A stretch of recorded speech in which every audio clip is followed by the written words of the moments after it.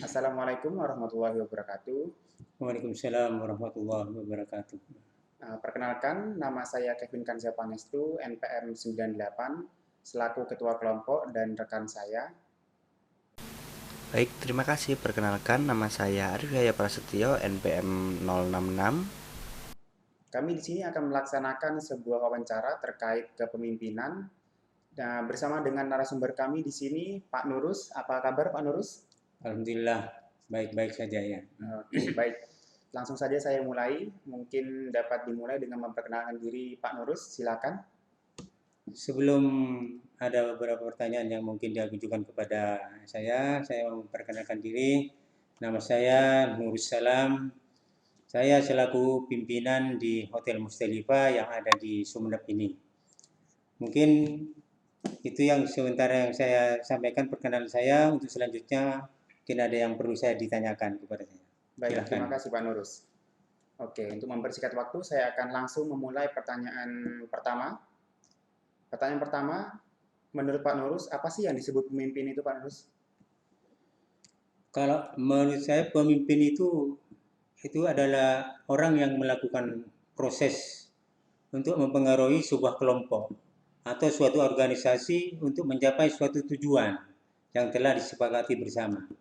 Dalam arti kesepakatan antara uh, karyawan ataupun pemilik perusahaan. Untuk menjadi seorang pemimpin juga tidak mudah karena kita memiliki suatu tanggung jawab yang harus dilaksanakan dengan baik. Pemimpin juga harus menjadi contoh bagi bawahannya ataupun karyawannya. Menjadi seorang pemimpin juga tidak dapat dipelajari saja apapun dalam apa namanya itu hanya mendapatkan teori saja yang artinya yang didapat, tapi harus juga belajar dari beberapa pengalaman ataupun dari orang luar yang kita kenal itu. Tapi harus dilakukan biar ada suatu pengalaman di situ. Oke, Saya kira baik. begitu. Baik, baik.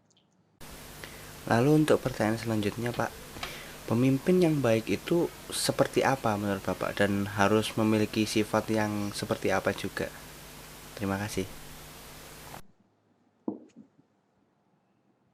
Pemimpin yang harus dimiliki oleh siapa saja. Iya. Pemimpin yang baik itu setidaknya harus dimiliki oleh pemimpin, misalnya dia harus pemimpin yang berwibawa. Berwibawa di sini bukan harus ditakuti oleh karyawannya. Berwibawa di sini ada pemimpin ataupun tidak pemimpin di dalam satu perusahaan, ada pun tidak ada, itu bawahnya tetap artinya bekerja sesuai dengan apa dia tugas dan tanggung jawabnya dia.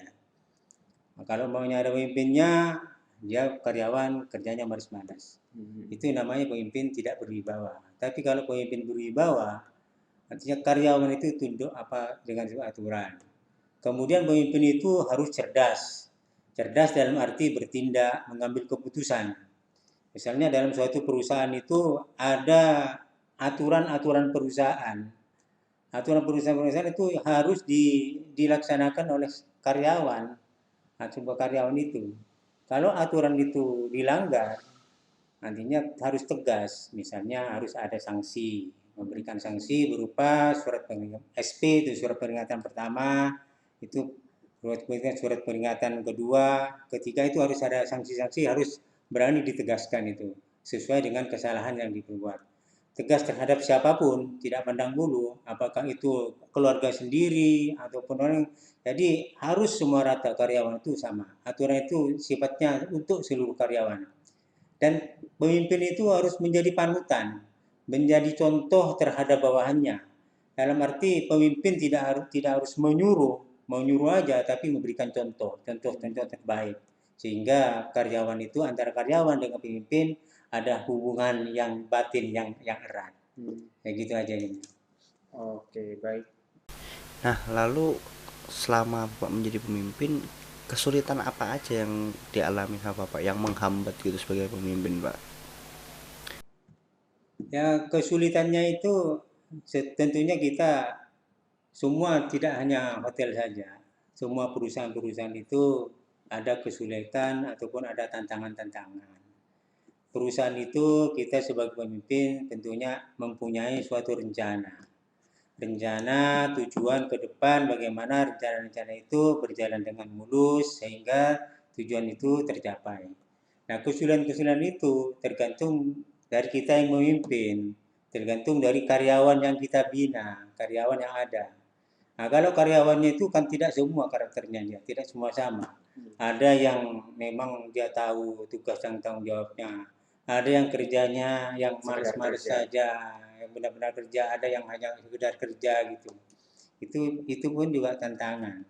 Tantangan makanya kita harus setiap bulan paling tidak seperti hotel yang kita pimpin ini setiap bulan diadakan briefing. Briefing itu artinya eh, memberikan apa namanya Evaluasi. ya evaluasi ataupun dia menerima kritikan ataupun saran-saran dari bawahan. Kemudian kita evaluasi dari situ. Apa yang selanjutnya kita lakukan ke depan sehingga antara karyawan dengan pemimpin itu satu tujuan untuk mencapai tujuan yang telah direncanakan itu. Itu aja itu. Nah, kalau menurut Pak Nurus itu SDM itu berpengaruh nggak sih untuk kemajuan suatu perusahaan itu, Pak? Sangat-sangat berpengaruh. Karena tidak mungkin kita seorang pemimpin berjalan dengan sendirinya, berjalan sendiri. Tentunya ada karyawan-karyawan yang punya skill-skill tersendiri. Makanya dari awal kita memilih atau menerima karyawan itu disesuaikan dengan bakat-bakat masing-masing karyawan itu. Kalau umpamanya bakatnya di bidang ini, kita harus sesuaikan dengan bidangnya. Badannya ini kalau sehingga kita melakukan pekerjaan itu tidak terlalu sulit walaupun ada kendala-kendala yang begitu aja gitu.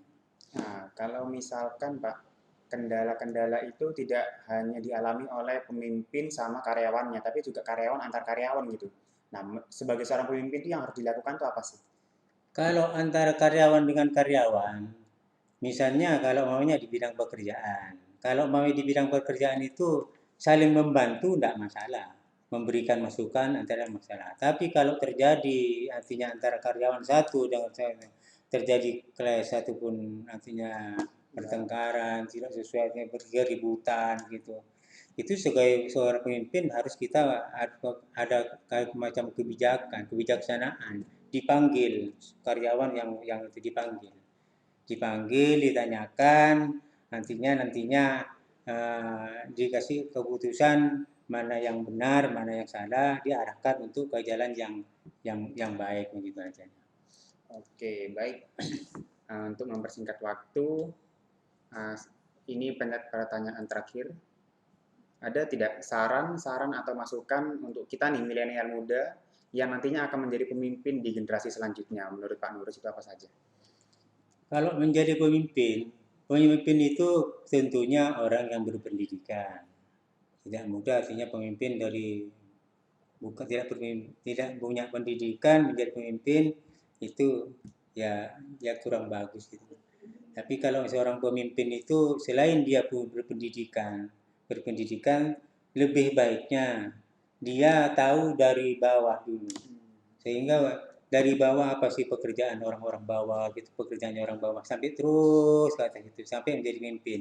Jadi kalaupun dia nantinya menjadi pemimpin, tidak asal memimpin, tahu pekerjaan-pekerjaan di bawah itu apa. Nah, bukan beda dengan bos. Pemimpin itu ya seperti itu, punya ilmu, arti berwibawa, gitu. Bisa membimbing karyawannya, gitu. Tapi kalau bos asalkan suruh bekerja, kamu sudah selesai gitu, nggak beres, marah-marah, itu bukan tipe-tipe seorang pemimpin. Jadi kalau umpamanya nanti Mas ini atau adik ini nantinya besok jadi pemimpin, jangan seperti bos. Kalau bos itu datang marah-marah, pekerjaan selesai marah, itu jelek itu. Tidak memberikan arahan yang baik.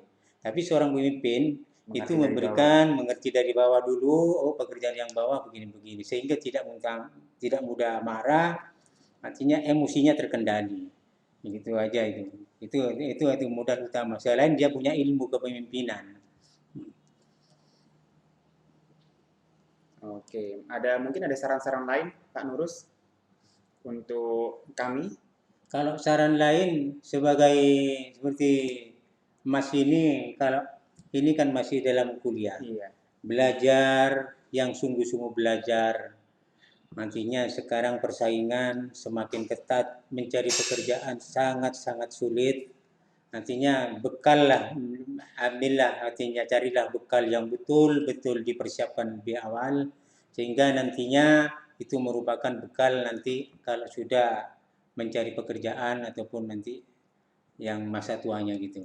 Itu aja gitu. oke, baik. Terima kasih Pak Nurus telah meluangkan waktunya yang ini kan termasuk hari kerja juga gitu ya. Ya, Nah, kami di sini mengucapkan terima kasih yang sebesar-besarnya karena Pak Nurus bersedia untuk melakukan wawancara ini.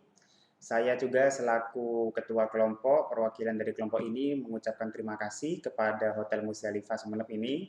Dan kami juga mengucapkan permintaan maaf apabila ada salah kata yang kurang berkenan. Oleh karena itu, kegiatan wawancara ini saya akhiri sampai di sini saja. Terima kasih. Wassalamualaikum warahmatullahi wabarakatuh. Waalaikumsalam warahmatullahi wabarakatuh.